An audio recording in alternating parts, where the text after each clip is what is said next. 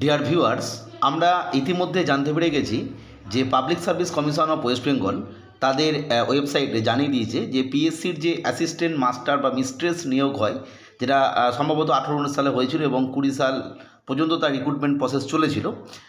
ঠিক তার পরবর্তী ক্ষেত্রে নতুন করে যে গেজেট নোটিফিকেশান এসেছিল মার্চ মাস নাগাদ, ঠিক তারপরে আজকে অর্থাৎ 2024 সালের একদম শেষ দিন, এই দিন পিএসসি পোস্ট অফিসের ওয়েবসাইটে জানিয়ে দিল যে এই রিক্রুটমেন্টের নোটিফিকেশান কিন্তু আসছে। সেই জায়গা থেকে দেখব আমরা যে কোন কোন সাবজেক্ট এর ওপর রিক্রুটমেন্ট আসবে, ভ্যাকেন্সি কত থাকবে, গেজেট নোটিফিকেশান অনুযায়ী যোগ্যতা কী লাগছে, এই জবটা কী ধরনের জব, কোথায় চাকরি পাবেন, ভ্যাকেন্সি কত আছে, এই পুরো ডিটেলস আমরা আলোচনা করব। আমরা প্রথমেই দেখতে পাচ্ছি যে পিডিএফটা আজকের দিনে পিএসসি শেয়ার করেছে তাদের ওয়েবসাইটে। সেখানে প্রথম যেটা রয়েছে সেটা হচ্ছে অ্যাসিস্ট্যান্ট মিস্ট্রেস নিয়োগ করা হবে বেঙ্গলি মিডিয়াম স্কুলের ক্ষেত্রে।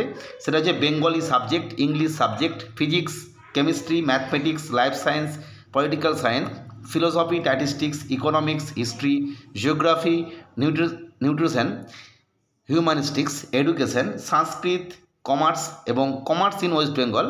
এরপরে যেটা হবে সেটা হচ্ছে এটা নিয়োগ করা হবে, অবশ্যই এটা যারা চাকরি পাবেন তারা হচ্ছে অবশ্যই গ্রুপ এ যে ক্যাটাগরি সেই ক্যাটাগরি অনুযায়ী, এবং under the school education department government of West Bengal. ঠিক একই রকমভাবে এই কটি সাবজেক্টের ওপরই অ্যাসিস্ট্যান্ট মাস্টার্স নিয়োগ হবে, অবশ্যই এটা বেঙ্গলি মিডিয়ামের, সে একই রকম বেঙ্গলি থেকে একদম কমার্স পর্যন্ত রয়েছে, এটাও নিয়োগ করা হবে under the school education department government of West Bengal. 3 নম্বর যেটা অ্যাসিস্ট্যান্ট মিস্ট্রেস এবং অ্যাসিস্ট্যান্ট মাস্টার্স ইংলিশ মিডিয়াম স্কুলের ক্ষেত্রে, সে একই রকম সাবজেক্ট রয়েছে, একটু কম সাবজেক্ট রয়েছে এখানে, সেটা হচ্ছে Bengali, English, physics, chemistry, mathematics, life science, political science, philosophy, statistics, economics, history, geography, এই সমস্ত সাবজেক্টের ওপরে অবশ্যই অ্যাসিস্ট্যান্ট মিস্ট্রেস এবং মাস্টার্স নিয়োগ হবে ইংলিশ মিডিয়াম স্কুলের ক্ষেত্রে। অর্থাৎ প্রথমে আমরা জানলাম যে কোন কোন সাবজেক্টের ওপর ইংলিশ মিডিয়াম এবং বেঙ্গলি মিডিয়াম স্কুলে নিয়োগ হতে চলেছে।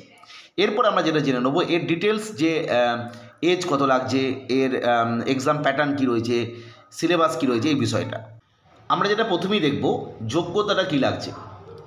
যদি 9-10 এই স্ল্যাবে নিয়োগ হয়, তো 9-10 স্কুলের ক্ষেত্রে যোগ্যতা হবে 50% ইন গ্র্যাজুয়েশন, অর্থাৎ নির্দিষ্ট সাবজেক্টে অবশ্যই বিএড, অর্থাৎ এনসিটি নিয়ম অনুযায়ী গ্র্যাজুয়েশন উইথ বিএড, এবং 11-12 ক্ষেত্রে মাস্টার্স উইথ বিএড, অবশ্যই 50% মার্কস। এবং এক্ষেত্রে মনে রাখতে হবে যে রিজার্ভেশন পলিসি রয়েছে এসসি, ওবিসি, এই সমস্ত ক্ষেত্রে সেটা মান্যতা দেওয়া হবে, অর্থাৎ সেই অনুযায়ী নির্দিষ্ট নিয়ম রয়েছে সেটা দেওয়া হবে। অর্থাৎ এলিজিবিলিটি হচ্ছে গ্র্যাজুয়েশন উইথ বিএড ফর 9-10 এবং মাস্টার্স উইথ বিএড 11-12 ক্ষেত্রে। এজ হচ্ছে 36, অর্থাৎ আপার এজ লিমিট হচ্ছে 36, এবং এই আপার এজ লিমিট ধরা হবে 1/1/24 ধরে, অর্থাৎ 2024-এর জানুয়ারি মাসে যার বয়স 36 পর্যন্ত তারা কিন্তু এলিজেবল। অবশ্যই আপার এজ লিমিটের ক্ষেত্রে যে ওবিসি ক্যাটাগরির ক্ষেত্রে 3 ইয়ার্স, এসসি এসটি 5 ইয়ার্স এবং পিডাব্লিউবিডি ক্যাটাগরির ক্ষেত্রে আপ টু 45 ইয়ার্স যারা রয়েছে সেটা ছাড় পাবেন। নেক্সট যেটা দেখব 3 নম্বরে যে গভর্নমেন্ট স্কুল এবং মডেল স্কুল, অর্থাৎ এখানে নিয়োগ করা হবে, কিন্তু আমরা জানি যে স্কুল এডুকেশন ডিপার্টমেন্টের আন্ডারে বিভিন্ন স্কুল আছে, সেটা হতে পারে government school, government aided school, government sponsored school, যাই হোক সে সমস্ত স্কুলের ক্ষেত্রে শুধুমাত্র অনলি গভর্নমেন্ট স্কুল এবং মডেল স্কুল যেটা রয়েছে সরকারের গভর্নমেন্টের, সে সমস্ত স্কুলেই নিয়োগ করা হবে অ্যাসিস্ট্যান্ট মিস্ট্রেস এবং অ্যাসিস্ট্যান্ট মাস্টার্স হিসাবে। কখনোই কিন্তু আপনারা এই সমস্ত স্কুলের সংখ্যা খুবই কম, আপনাদের পাশাপাশি যে সমস্ত স্কুল দেখছেন সেগুলো কোনোটাই কিন্তু এই স্কুল নয়, খুব 2-1টা থাকে বিভিন্ন টাউনের, মেন টাউনের যেটা সদর শহর সেখানে থাকে। নেক্সট এটা হচ্ছে ট্রান্সফারেবল জব, অর্থাৎ আমরা যেমন বিভিন্ন স্কুলে যখন আমরা চাকরি করেন বা যারা করেন তারা জানবেন, সেখানে কিন্তু ট্রান্সফারের জন্য আবেদন করতে হয় এবং পরবর্তী ক্ষেত্রে নির্দিষ্ট ক্যাটাগরি অনুযায়ী যদি তারা যোগ্য হয় সেক্ষেত্রে ট্রান্সফার দেওয়া হয়। বর্তমানে উচ্চশ্রী পোর্টালের মাধ্যমে এই ট্রান্সফার চলছে, কিন্তু এই ক্ষেত্রে কিন্তু এটা ট্রান্সফারেবল জব, অটোমেটিক্যালি অন্যান্য যে ডিপার্টমেন্টে যেমন ট্রান্সফার হয় সেভাবে ট্রান্সফার হবে। যেমন আমরা দেখেছি যে পিএসসি যে অ্যাসিস্ট্যান্ট প্রফেসর নিয়োগ করা হয় সেখানেও কিন্তু এই ধরনের ট্রান্সফারের ব্যাপার আছে।